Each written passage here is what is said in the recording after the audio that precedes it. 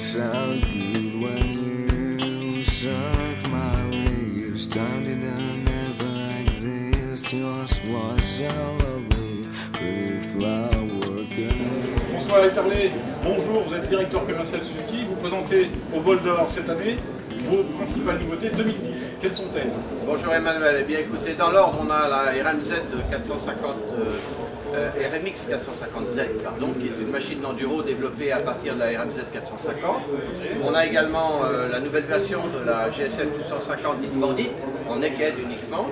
Et puis on a la GSX 1250F qu'on présente dans une version GT avec sacoche et top gear. Ok, très rapidement, quelles sont les principales différences sur ces nouvelles machines?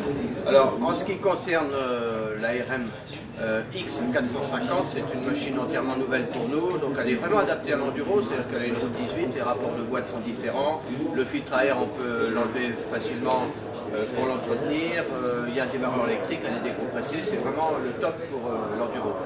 Et en ce qui concerne la 1250 Bandit, il s'agit simplement d'une remise à niveau par rapport à la 650, c'est la dernière évolution, c'est juste un lifting.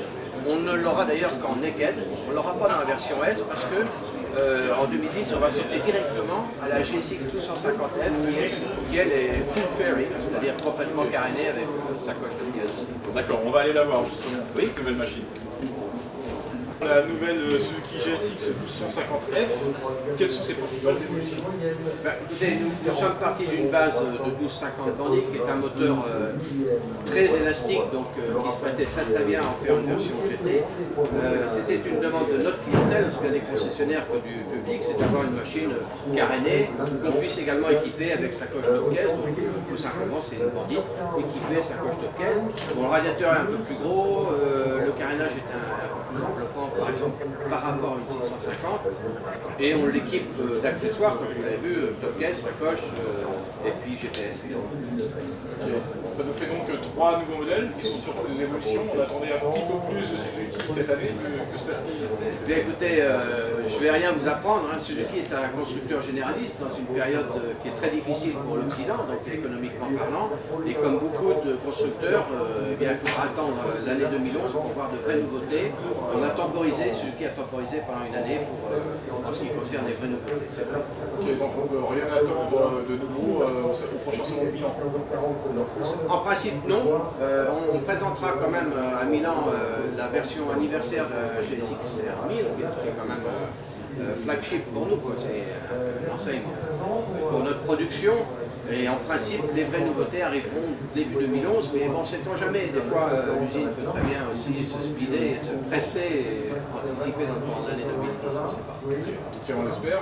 Vous êtes évidemment aussi présent avec le CERT sur le Bol d'Or. Cette année, le Yart semble bien parti pour remporter le titre. Que s'est-il passé pour les machines du CERT et les équipages de tête?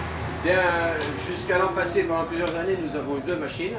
Toujours pour des raisons budgétaires, compte tenu de la conjoncture, nous avons décidé de n'engager qu'une seule moto. Et justement, sur les 2 courses principales d'endurance sont les 24 heures du Mans et le Bol d'Or. On a de la difficulté parce qu'on a reçu, on n'a pas de chance parce que c'était une moto complètement nouvelle, la K9. On l'a reçue 3 semaines avant les 24 heures du Mans, donc peu de temps pour l'essayer, la développer, et très peu de courses, deux courses simplement.